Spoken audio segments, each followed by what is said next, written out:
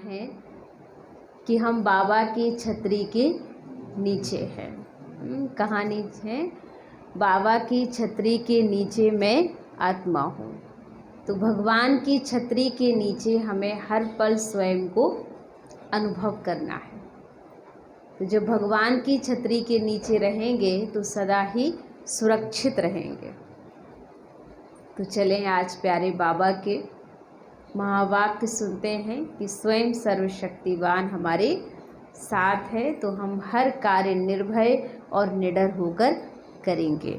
तो आज सतगुरुवार के महावाक्य प्यारे बाबा के 8/7/21 की वाणी। मीठे बच्चे, सारी दुनिया में तुम्हारे जैसा,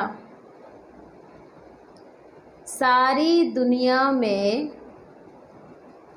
तुम्हारे जैसा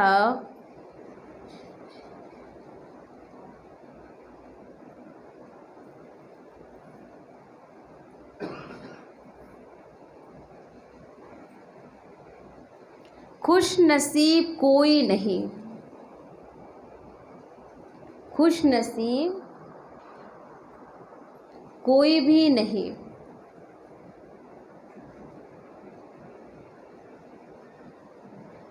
तुम हो राज ऋषि, तुम हो राज ऋषि,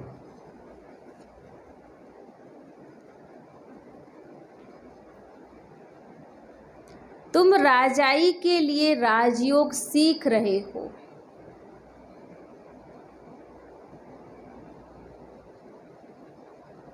तुम राजाई के लिए राजयोग सीख रहे हो।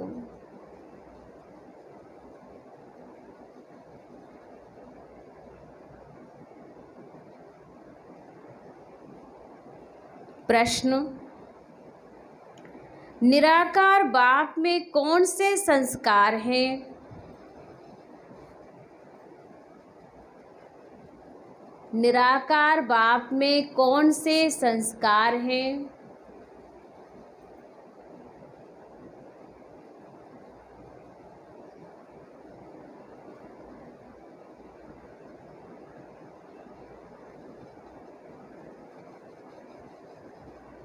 जो संगम पर तुम बच्चे भी धारण करते हो।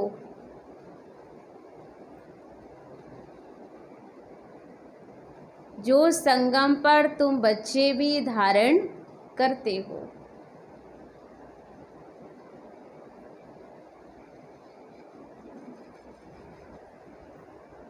उत्तर, निराकार बाप में ज्ञान के संस्कार हैं।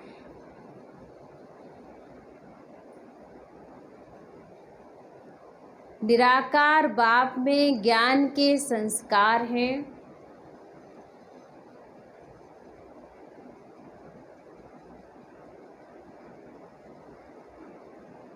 वह तुम्हें ज्ञान सुनाकर पतित से पावन बना देते हैं।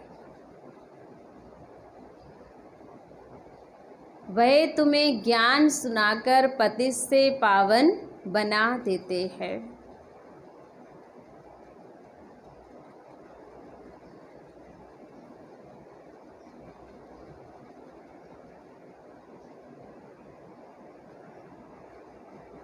इसलिए उन्हें ज्ञान का सागर पतित पावन कहा जाता है।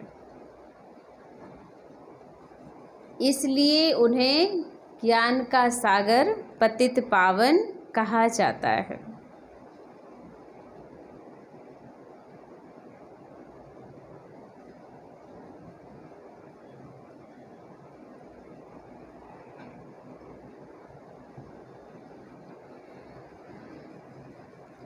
तुम बच्चे भी अभी वो संस्कार धारण करते हो।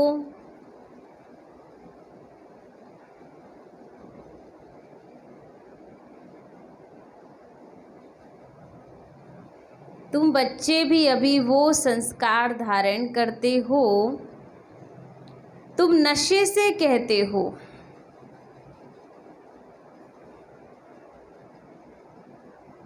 हमें भगवान पढ़ाते हैं।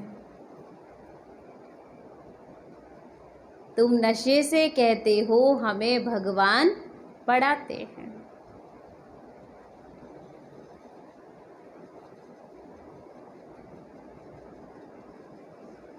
हम उनसे सुनकर सुनाते हैं।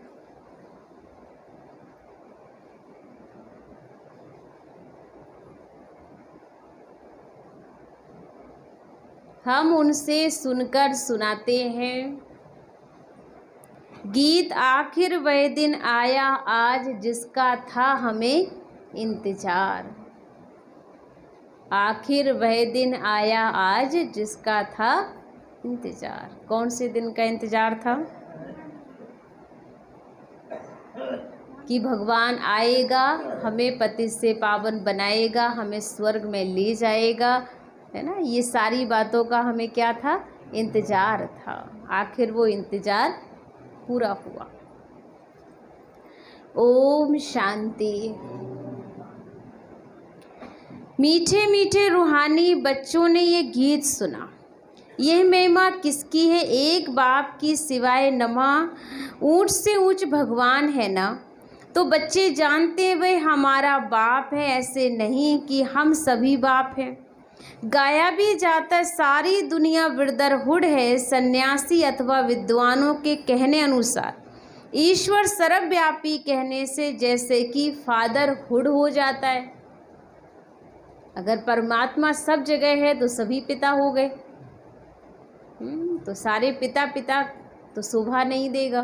कौन किसकी सुनेगा? भाई भाई भाई बहन हो सकते हैं बहुत सारे, लेकिन माता पिता तो एक ही या दो होंगे ना एक बच्चे के। तो सारे ही माता पिता हो जाएंगे तो बच्चे कहाँ से आएंगे? इसीलिए बाबा ने कहा फादरहुड नहीं कहा जाता। क्या कहा जाता है? ब्रदरहुड कहा जाता है। तो ब्रदर होने से बाप तो सिद्ध होता ही है, जिससे वर्षा मिलता है। अब फादरहुड है तो फिर वर्षे की बात ही नहीं। बच्चे जानते हैं कि हम सभी आत्माओं का बाप भी एक है। उनको कहा जाता है वर्ल्ड गॉड फादर। वर्ल्ड में कौन है? सभी ब्रदर्स आत्माएं हैं, सबका गॉड फादर एक ही है। उस बाप की सभी प्रार्थना करते हैं, एक की ही बंदगी व पूजा होनी चाहिए। वह है सतो प्रधान पूजा। ये जो समझाया है कि ज्ञान भक्ति और वैराग, तो बाप ज्ञान देते हैं सदगति के लिए। और सदगति कहा जाता है जीवन मुक्ति धाम को। आत्मा की सदगति कब होगी? जब आत्मा अपने घर मुक्ति धाम पहुँचेगी। तो ये आत्मा को बुद्धि में धारण करना है। हमारा घर शांति धाम है, उसको मुक्ति धाम निर्माण धाम भी कहा जाता है। सबसे अच्छा नाम क्या है? सबसे बढ़िया नाम अपने घर का कौन सा लगता है? शांति धाम सबसे बढ़िया नाम, क्योंकि आत्मा को क्या चाहिए? शांति चाहिए। तो सबसे बढ़िया नाम है शांति धाम। तो बाबा ने कहा शांति धाम। यहाँ तो आर्गन्स होने के कारण आत्मा टोकी में रहती है, बोलना पड़ता है। सूक्ष्म वतन में मूवी इशारे में बात होती है, आवाज़ नहीं होती है। तीनों लोगों को भी तुम जान गए हो। तो मूल वतन, सूक्ष्म वतन, स्थूल वतन बुद्धि में ही अच्छी रीति बैठा है। मनुष्य सृष्टि के लिए ही गाया जाता है कि यह सृष्टि चक्र लगाती है। उसको कहा जाता है वर्ल्ड की हिस्ट्री ज्योग्राफी। मनुष्य तो उसको जानेंगे ना। वर्ल्ड की हिस्ट्री ज्योग्राफी सुनाते हैं, ऊंच से ऊंच बाप है। तो वर्ल्ड की हिस्ट्री ज्योग्राफी कैसे रिपीट होती है वही जानते हैं। बाबा बताते हैं, क्योंकि बाबा को पता है कि कैसे ये वर्ल्ड की हिस्ट्री ज्योग्राफी रिपीट होती है। इस चक्र को जानने से ही तुम बच्चे चक्रवर्ती राजा बन जाते हो। गाते भी ये देवताएं संपूर्ण निर्विकारी हैं। लक्ष्मी नारायण के चित्र है ना, वह संपूर्ण निर्विकारी और अपने को कहते हैं संपूर्ण विकारी। तो सतयुग में है संपूर्ण निर्विकारी अथवा संपूर्ण पावन, और कलयुग में है संपूर्ण विकारी। दोनों में फर्क। यहाँ पे पूर्ण विकारी हैं तो वहाँ पर पूर्ण रूप से निर्विकारी हैं।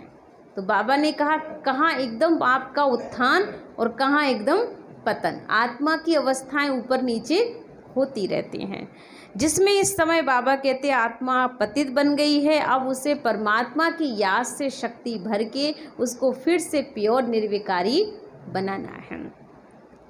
तो संपूर्ण निर्विकारी बनना है, पावन बनना है। कलयुग में संपूर्ण विकारी संपूर्ण पतित हैं, भारत की ही बात है। ये बाप ही आकर बुद्धि में बिठाते हैं और कोई नहीं जानते। उन्होंने सतयुग को लंबा समय दे दिया है, समझते हैं लाखों वर्ष पहले सतयुग था, तो किसी की बुद्धि में ये बात आती नहीं है। अब बच्चे जानते हैं कि हम सभी संपूर्ण विकारी से संपूर्ण निर्विकारी बन रहे हैं, तो संपूर्ण पतित से पावन संपूर्ण बनना पड़ेगा। बाप समझाते मैं आत्मा ही हूँ, तो आत्मा में खाद पड़ी है कि बच्चे तुम्हें पक्का करना, तुम आत्मा हो, आत्मा में ही खाद है। तो आत्मा को पावन बनाने के लिए रोज निश्चय करो, हर घड़ी कार्य करते हुए तुम्हें ये पक्का होना चाहिए कि मैं शरीर नहीं हूँ। कौन हूँ मैं आत्मा हूँ। आत्मा की खाद आत्मा समझने से निकलेगी और कोई तरीका नहीं है। तो संपूर्ण पतित से पावन संपूर्ण बनना है। बाप समझाते आत्मा में खाद पड़ी, गोल्डन इससे अब आत्मा कहाँ आ गई, आयरन इसमें आई है। तो ये आत्मा की भेंट की जाती है, यह अच्छी रीति से समझना है। तुम बच्चे बहुत खुश नसीब हो, तुम्हारे जैसा खुश नसीब और कोई है ही नहीं। अभी तुम राजयोग में बैठे हो, तुम राज ऋषि हो। राजाई के लिए कभी कोई पढ़ाई होती है क्या? बैरिस्टर बनाएंगे, परंतु विश्व का महाराजा कौन बनाएगा? बाप के सिवाय कोई बना ना सके। यहाँ महाराजा तो कोई है नहीं, सतयुग के लिए ज़रूर चाहिए, किसको ज़रूर आना पड़े। बाप कहते मैं आता हूँ तब जब भक्ति पूरी होनी होती है। अभी भक्ति पूरी हुई, कोई बात इसमें उठा नहीं सकता है कि हमको बाप बैठ पढ़ाते हैं। ये बात नशे से कोई नहीं कह सकता, लेकिन कौन कह सकता है? बच्चे ही कह सकते हैं कि भगवान हमें पढ़ाता है। ये बात नशे से कोई नहीं कह सकता है ना।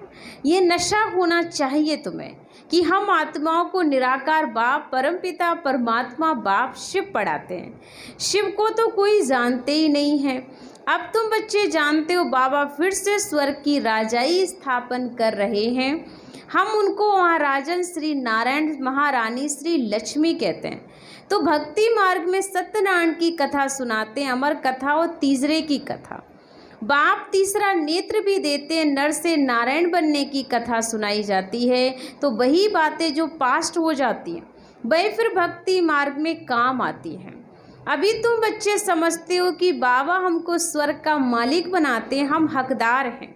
भगवान तो स्वर्ग का रचयिता है ना, तो हम भगवान की संतान हैं, तो हम स्वर्ग में क्यों नहीं हैं? कलयुग में क्यों पड़े हैं? परमपिता परमात्मा तो नई दुनिया रचते हैं, पुरानी दुनिया थोड़ी भगवान रचते हैं।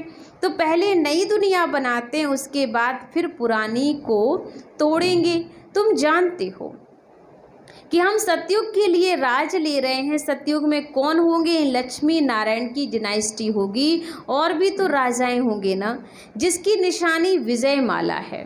बच्चे जानते हैं कि अभी हम विजय माला में प्रोने के लिए पुरुषार्थ कर रहे हैं। दुनिया में माला का अर्थ कोई भी नहीं जानते कि ये क्यों पूजी जाती है। ऊपर में फूल कौन है? माला को क्यों फेरते फेरते फूल को नमस्ते करते हैं, फिर माला फेरते हैं। माला बैठ से मरते हैं कि कहाँ बाहर ख्यालात ना जाए, अंदर में राम राम की धुन लगाते हैं, जैसे बाजा बज रहा हो। भक्ति में क्या चल रहा है? बाबा कहते हैं राम राम की धुन लगा देते हैं, बस राम राम माला पकड़े रहेंगे और मोती जो है माला के जो है दाने वो अपने आगे बढ़ाते जाएंगे। तो बाबा कहते हैं धुन लगा लेते हैं माला में, जब बहुत प्रैक्टिकल करते हैं। ये सब भक्ति मार्ग की बातें। हाँ, बहुत भक्ति करने वाले सिर्फ कोई विकर्म नहीं करेंगे, बहुत भक्ति करने वाले के लिए समझेंगे कि ये सत्यवादी होगा। मंदिर में माला रखी होगी और माला फेरते मुख से राम राम कहते रहेंगे। बहुत लोग समझते भक्ति में पाप नहीं होता है, कहते हैं नौदा भक्ति से मनुष्य मुक्त हो जाते हैं, परंतु तो होता कुछ भी नहीं है। ये एक नाटक बना है। भक्ति करना भी ड्रामा में क्या है, एक नाटक है, जो बस एक अपना कुछ नहीं से कुछ नहीं में लगे रहते हैं। जैसे खेल में बच्चों को कहीं बिजी कर देना, कुछ नहीं तो कहीं खाली ना बैठें, कोई गलत ना करें, इसीलिए कहते हैं इनको बिजी कर दो, है ना। अब बिजी आप किस सही चीज़ में हो या गलत चीज़ में हो, है ना। तो बाबा कहते हैं ऐसे बिजी रहने का भी क्या फ़ायदा जिसमें आपकी कोई बुद्धि का परिवर्तन ही नहीं हो रहा है, सिर्फ आप थोड़ी देर के लिए वहाँ से अपने को हटाने की कोशिश कर रहे हो गलत कार्य से, है ना। तो बाबा कहते कहाँ परमात्मा की याद में बैठ कर के कमाई करना, और कहाँ पर बस ऐसे ही माला को जपते रहना और राम राम, और अंदर कुछ और चल रहा हो, ऊपर राम राम अंदर काम काम। तो क्या फ़ायदा है ऐसी माला का, सिर्फ ऊपर से बस धुन, बाबा कहते ना बाजा बज रहा हो, बजता रहता है। कहते नौंधा भक्ति से मनुष्य मुक्त हो जाते, परंतु होता कुछ भी नहीं है, एक नाटक है, उसमें सतो प्रधान सतो रजो तमो में सबको आना ही है, वापिस एक को भी नहीं जाना है। जैसे ऊपर में जगह खाली हो जाती है, वैसे यहाँ भी बहुत जगह खाली हो जाएगी। दिल्ली के आसपास मीठी नदियों पर राजधानी होती है, समुद्र की तरफ नहीं होती है, यह बॉम्बे आदि होंगे नहीं। वह तो कहते हैं वह तो पहले मछियानी थी, अब मछली फंसाने वाले वहाँ रहते थे। बाबा कहते हैं दिल्ली में कहाँ पर भाई समुद्र था तो मछली वगैरह बहुत ज़्यादा होती, तो बाबा कहते कहाँ मछियानी थी और मछली फंसाने वाले वहाँ रहते थे। अभी तो समुद्र को कितना सुख आया, फिर भी मछियानी में होगी ना, सतयुग में तो बॉम्बे होती नहीं है। बाबा कहते सतयुग में बॉम्बे नहीं होगी, क्योंकि बॉम्बे को डूबने का भी कहा, समुद्र के किनारे है, सबसे पहले शुरुआत हो सकती है। सतयुग में बॉम्बे होती नहीं है, वहाँ कोई पहाड़ियाँ आदि भी नहीं होती हैं, कहाँ जाने की दरकार नहीं होती है। अब यहाँ मनुष्य थकते हैं तो जाते हैं रेस्ट लेने, सतयुग में थकने करने की कोई प्रकार की तकलीफ नहीं होती है, तुम स्वर्गवासी बन जाते हो, रिंचक भी तकलीफ नहीं होती है। तो आप अब बच्चों को बाप की श्रीमत पर चलना है। बाबा कहते हैं मीठे लाडले बच्चे, कौन से बच्चों को याद कर रहे हैं? मीठे लाडले बच्चे, अब मेरी श्रीमत पे चलो। क्या करूँ लाडले बच्चों को, काम क्या करना है? बार बार बाबा कहते हैं मेरे मीठे लाडले बच्चे अब बस मेरी श्रीमत पे चलो, क्योंकि एक जन्म में भगवान की श्रीमत पे चलेंगे तो 21 जन्म हमारे सवर जाएंगे। इसलिए सिर्फ कोई विकर्म नहीं करना, बहुत भक्ति करते हो ना, तो बाप कहते हैं मीठे लाडले बच्चे मेरी श्रीमत पे चलो ना। जैसे देखो अभी समुद्र के लिए क्या क्या कहते रहते हैं, कहाँ जाने की दरकार ही नहीं होती है। यहाँ मनुष्य थकते हैं तो जाते हैं रेस्ट, सतयुग में थकने की दरकार नहीं रहेगी। इसलिए बाबा कहते बच्चे मैं तुम्हें कोई तकलीफ़ नहीं दे रहा हूँ, मैं सिर्फ इतना कहता हूँ तुम बच्चे श्रीमत पर चलो और मुझे याद करो।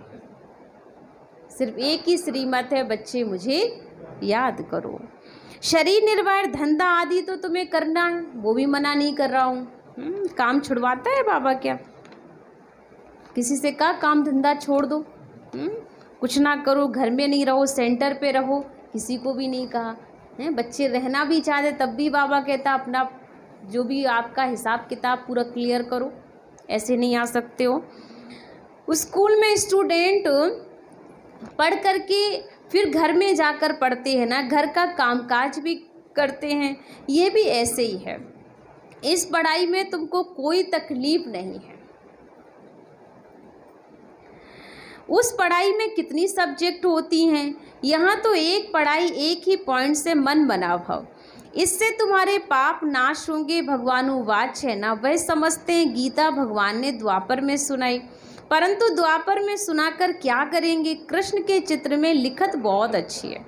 ये लड़ाई एक निमित्त बनी हुई है, ड्रामा के ये लड़ाई भी क्या है, एक निमित्त बनी हुई है। सब मरेंगे तब तो वापिस मुक्ति जीवन मुक्ति धाम में जाएंगे, सो भी सिर्फ लड़ाई में थोड़ी मरेंगे। अनेक प्रकार की कैलेमिटीज़ होंगी, बच्चों को कोई दुख नहीं होना चाहिए।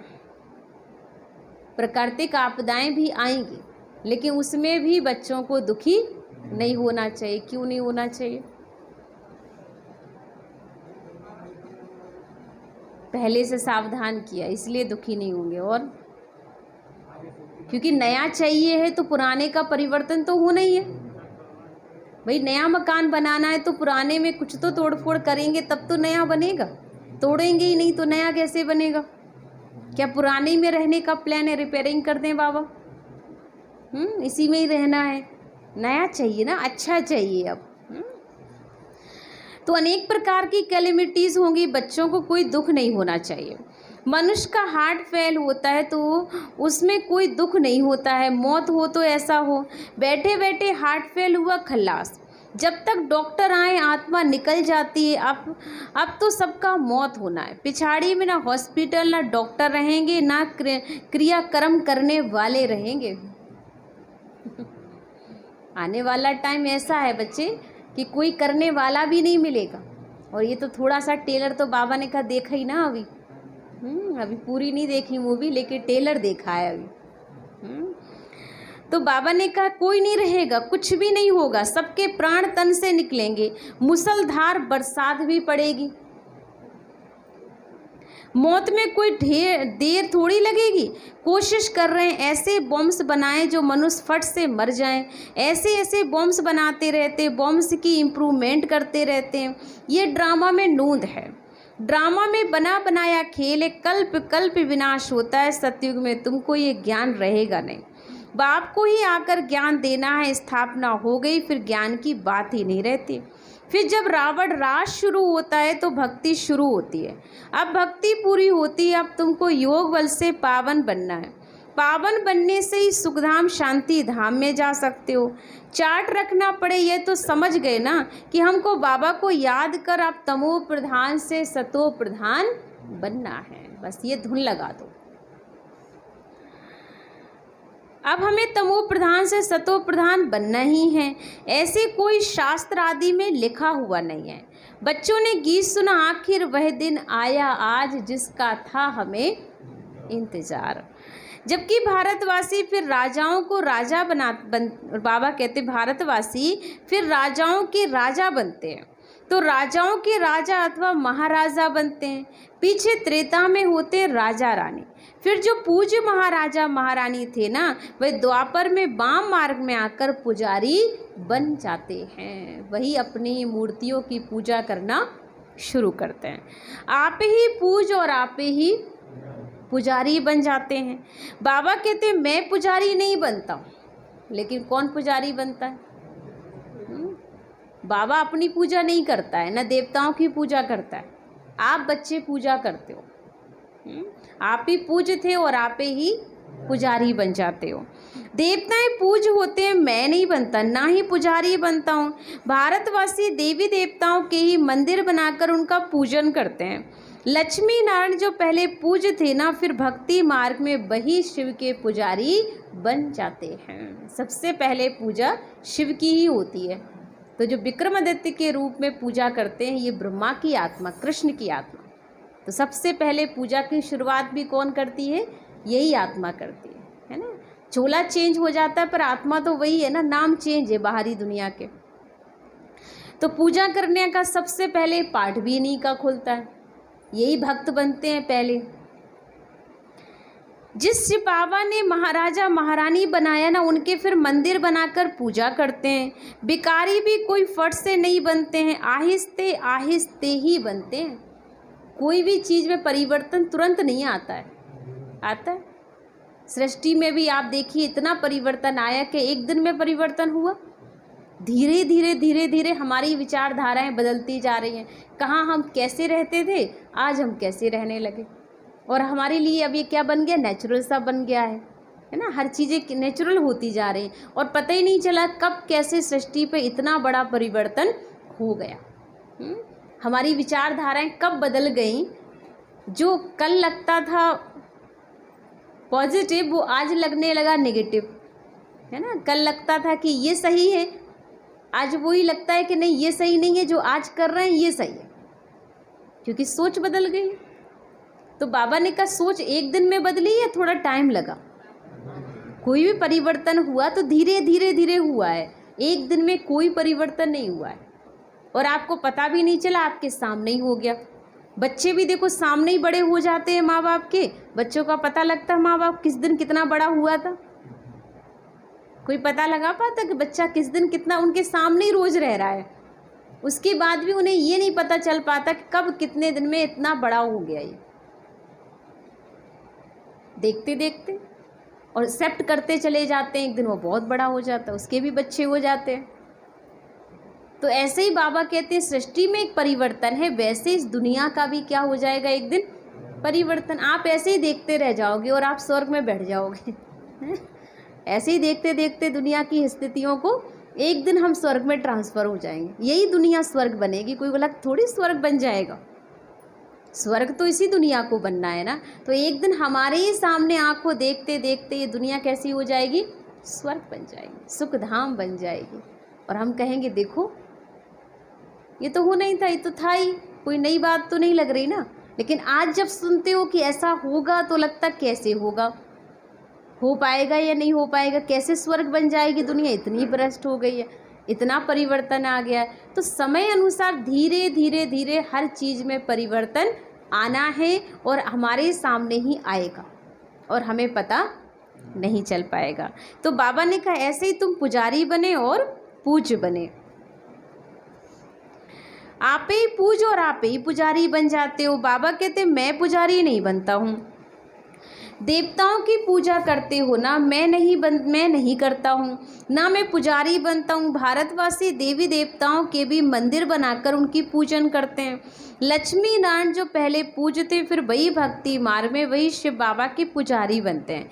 जिस शिव बाबा ने महाराजा महारानी बनाया ना, उनके फिर मंदिर बनाकर पूजा करते हैं। भिखारी भी कोई फट से नहीं बनते, आहिस्ते आहिस्ते बनते, निशानी भी देवताओं की वाम मार्ग में दिखाते हैं। जो पूज्य लक्ष्मी नारायण थे ना वही पुजारी बन जाते हैं। तो पहले पहले शिव का मंदिर बनाते हैं, उस समय तो हीरो के कट कराए लिंग बनाते हैं पूजा के लिए। ये किसको भी पता नहीं है कि परमात्मा छोटी सी बिंदी है, ये तुम बच्चे ही अभी समझते हो कि बड़ा लिंग नहीं है। मंदिर तो बहुत बनाएंगे, राजा को देखकर प्रजा भी ऐसे ही करेगी।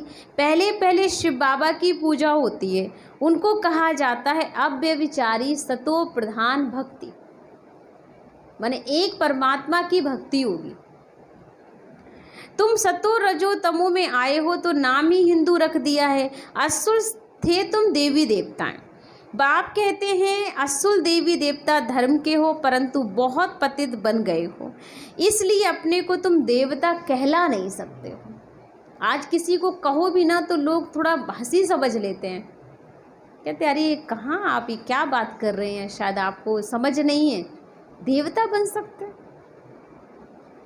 सोच से परे है उनके। क्यों सोच से परे है? क्योंकि कर्म ही वैसे नहीं है। तो कैसे हम बिलीव कर लें कि हम ये हो सकते हैं, है ना। हमने तो दास बन के उनके सामने रहना है सीखा है, और आज हम उनके सामने दास से बन जाएं, उनके समानता में बैठने लायक, तो ये बात हजम होगी किसी को? नहीं हो रही है। तो बाबा ने कहा जिस आत्मा के वो संस्कार होंगे उसे हजम होगी, और जिसमें वो संस्कार नहीं है उन्हें वो ये बातें हजम होने वाली है नहीं, उन्हें कितना भी समझा लो। तुम सतो रजो तमो में आए हो, नाम ही हिंदू रख दिया है। असुर तुम देवी देवता धर्म के हो परंतु तुम बहुत पतित बन गए, इसलिए तुम अपने को देवता नहीं कहला सकते हो क्योंकि अपवित्र हो। हिंदू नाम तो बहुत देरी से रखते हो, पहले क्या थे? पहले बाबा ने कहा तुम आदि सनातन देवी देवता धर्म की आत्माएं थे। अभी तुम समझते हो कि हम सो पूजते, अभी हम संगम युग पर ना पूज हैं ना ही हम पुजारी हैं। तुम क्या करते हो? श्रीमत पर पूज बन रहे हो, औरों को भी बना रहे हो। तुम हो ब्राह्मण, तुम्हारी आत्मा पवित्र होती जाती है। तुम पवित्र होंगे तो ये पुराना चोला छोड़ना पड़ेगा। बाबा कहते हैं बिल्कुल सहज है, बूढ़ी माताओं को धारणा नहीं होती है। बाबा कहते ये तो समझते हो कि हम आत्मा हैं, आत्मा में अच्छे व बुरे संस्कार होते हैं। आत्मा ने जो कर्म किया वह दूसरे जन्म में भोगना होता ही है। अच्छे कर्म किए अच्छा फल मिलेगा, बुरे कर्म किए बुरा फल भोगना पड़ेगा। ये सब हमारे कर्मों पे डिपेंड करता है। बाबा कहते हैं, हे बच्चे आत्माभिमानी बन जाओ। निराकार शिव बाबा निराकारी आत्माओं को पढ़ाते हैं। तो निराकार बाबा में ज्ञान के संस्कार हैं, शरीर तो उनको है नहीं, तो वह ज्ञान का सागर पतित पावन है, उनमें सब गुण हैं। बाबा कहते हैं, मैं आकर तुम बच्चों को पावन बनाता हूँ। युक्ति कितनी सहज है, अक्षर ही एक है। कौन सा? मन बना भव मध्याजी भव। बस एक ही शब्द है, मन बना भव हो जाओ, तो मध्याजी भव तो स्वतः ही हो जाओगे। जो मन बना भव रहेगा वो मध्याजी भी बन जाएगा। तो इसलिए विकर्म विनाश भी हो जाते हैं। याद से ही तुम्हारे विकर्म विनाश होंगे, ये भी तुम जानते हो। अभी हम ब्राह्मण हैं, फिर सूर्यवंशी, चंद्रवंशी, वैश्य, शूद्रवंशी बनेंगे। हम ही इस 84 के चक्र में आएंगे, ऊपर से नीचे उतरेंगे, फिर बाबा आएंगे। बरोबर ये सृष्टि का चक्र फिरता रहता है। सृष्टि यह पुरानी होती है तो फिर बाबा आते हैं नई बनाने। ये तो बुद्धि में बैठता है ना, यह चक्र बुद्धि में फिरना चाहिए। अब तुम सुदर्शन चक्रधारी बनते हो, जिससे फिर जाकर चक्रवर्ती राजा बनेंगे। अच्छा, मीठे मीठे सिकी लदे बच्चों प्रति माता पिता बाप दादा का याद प्यार और गुड मॉर्निंग। रूहानी बाप की रूहानी बच्चों को नमस्ते। हम रूहानी बच्चों की रूहानी बाप दादा को दिल व जान से सिकवा प्रेम से याद प्यार और गुड मॉर्निंग। नमस्ते नमस्ते नमस्ते। शुक्रिया बाबा, शुक्रिया बाबा, शुक्रिया। मेरी ज़िंदगी को संवारने वाले बाबा, तेरा लाख लाख शुक्रिया शुक्रिया शुक्रिया।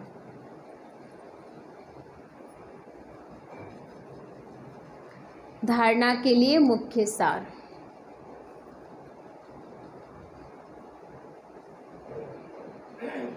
फर्स्ट पॉइंट है, श्रीमत पर पूज्य बनना है।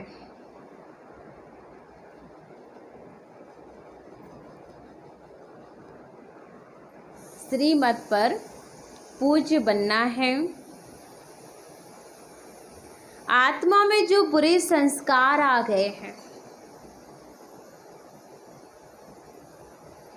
आत्मा में जो बुरे संस्कार आ गए हैं,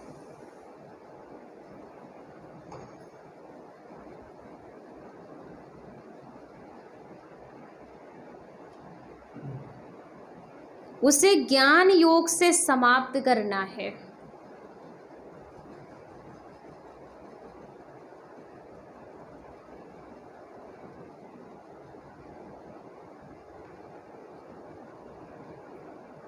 उसे ज्ञान योग से समाप्त करना है। संपूर्ण निर्विकारी बनना है।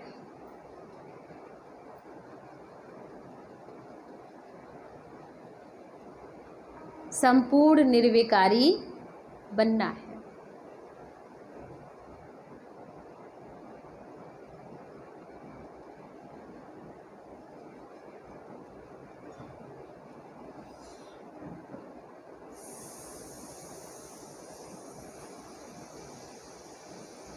सेकंड पॉइंट,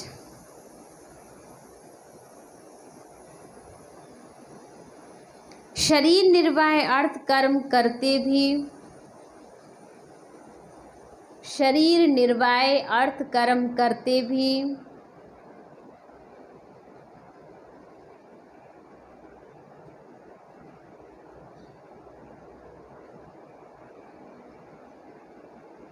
पढ़ाई पढ़नी और पढ़ानी है।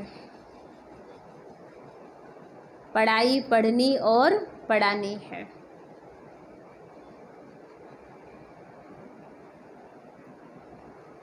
योग बल से पावन बन राजाई पद लेना है। योग बल से पावन बन राजाई पद लेना है।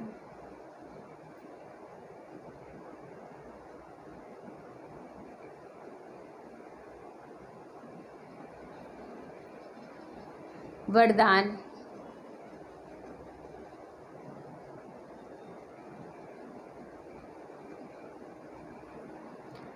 गम की दुनिया सामने होते हुए भी, गम की दुनिया सामने होते हुए भी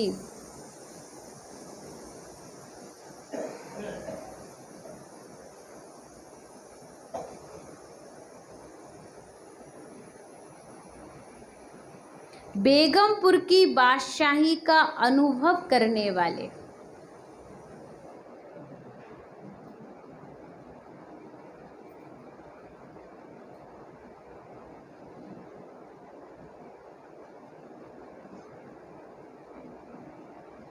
बेगमपुर की बादशाही का अनुभव करने वाले अष्ट शक्ति स्वरूप भव,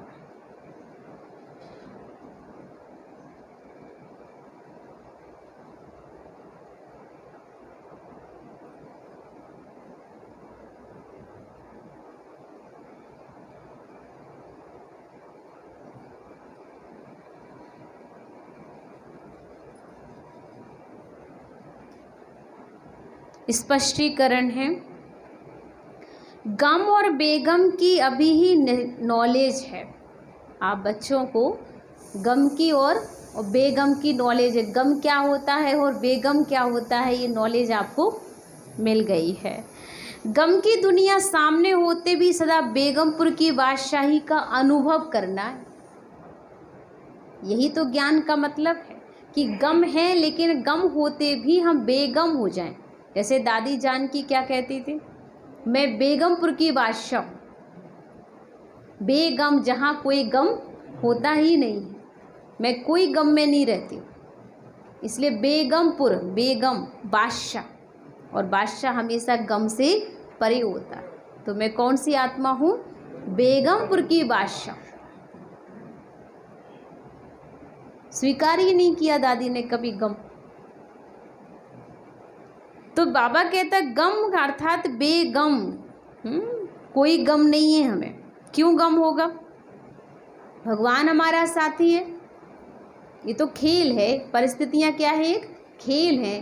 खेल में भी तो बहुत सारे प्रॉब्लम्स आते हैं, बहुत सारी चीज़ें आती हैं, आनंद मनाते हो, ये भी क्या है, खेल है, परीक्षा है।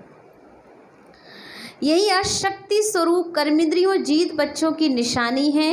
तो अभी ही बाप द्वारा सर्व शक्तियों की प्राप्ति होती है, लेकिन अगर कोई ना कोई संगदोष व कोई कर्मेंद्रियों के वशीभूत हो, अपनी शक्ति को खो लेते हो, तो ये जो बेगमपुर का नशा व खुशी प्राप्त है वह स्वतः ही खो जाती है। तो बेगमपुर के बादशाह भी कंगाल बन जाते हैं। बेगमपुर के बादशाह होते भी क्या बन जाते हो? कंगाल। माने आप बादशाह हो, लेकिन आपने अपनी शक्ति खो दी, अपना सब कुछ खो दिया, तो फिर क्या बन जाओगे? गम वाले बन जाओगे। वैसे तो बेगमपुर के बादशाह हो। तो बाबा कहते जब कोई अपनी ही इंद्रियों के वशीभूत हो जाते हो, तो आप बन जाते हो कहीं ना कहीं कंगाल, दुखी। इसलिए बादशाह माना सब चीज़ों में उसके कंट्रोलिंग हो। अगर वो अपनी इंद्रियों का राजा नहीं है तो वो बादशाह कैसा? तो बाबा हमें यही सिखाता, बच्चे अपनी इंद्रियों पर हमें राज करना है। आज का स्लोगन है, दृढ़ता की शक्ति सदा साथ हो, दृढ़ता की शक्ति सदा साथ हो, तो सफलता गले का हार है। दृढ़ता की शक्ति सदा साथ हो तो सफलता गले का हार है।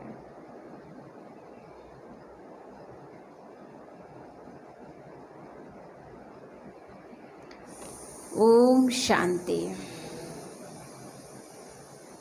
तो दृढ़ता की शक्ति सदा साथ हो तो सफलता क्या बन जाएगी? गले का हार बन जाएगी। इसलिए कभी भी घबराना नहीं है, निर्भय निडर होकर हर परिस्थिति का सामना करना है। वो बेगमपुर का बादशाह बनना है। जब भगवान हमारा साथी है तो हमें कोई गम कभी भी घेर नहीं सकता है। और जो गम आएगा वो हमें सिखाने आएगा, हमें कुछ बनाने आएगा। हर पेपर हमें जीवन में क्लास हमारी ऊपर बढ़ाता है। तो जो परीक्षाएं आती है भी क्लास है। हमारी ट्रांसफ़र हो रही है, हमारी अवस्था श्रेष्ठ बनेगी। इसलिए जितनी हम ठोकरें खाते हैं तो ठोकर खाने वाला ही ठाकुर बनता है। इसलिए कहा जाता है कि अकल बादाम खा के नहीं आती है। कैसे आती है? ठोकर खा के अकल आती है, बादाम खाने से आती तो पूरी दुनिया खा के बैठ जाती है ना। तो इसलिए जितनी परिस्थितियाँ आएंगी, बातें आएंगी, ठोकरें खाएंगे, उतना ही अक्ल वाले बनेंगे, मजबूत बनेंगे। इसीलिए फिर सतयुग में क्या नहीं होंगे? वजीर नहीं होंगे, मंत्री नहीं होंगे, क्योंकि राजा अपना राज स्वतः खुद चला सकता है, बुद्धिमान है। और आजकल के राजा बुद्धिमान नहीं है, इसलिए कहीं ना कहीं राज चलाने के लिए वो बुलाते हैं। इसलिए बाबा कहते तुम्हें बच्चे किसी भी प्रकार से कभी भी घबराना नहीं है, निर्भय निडर होकर बेगमपुर का बादशाह बनकर हर पेपर को पार करो, तो निश्चित आपकी विजय होनी ही है। तो चलो सभी बाबा को आज भोग स्वीकार कराएंगे। सतगुरुवार है तो सतगुरु को सतगुरुवार का भोग हम सब मिलकर बाबा की याद में बैठकर स्वीकार कराते हैं। ओम शांति।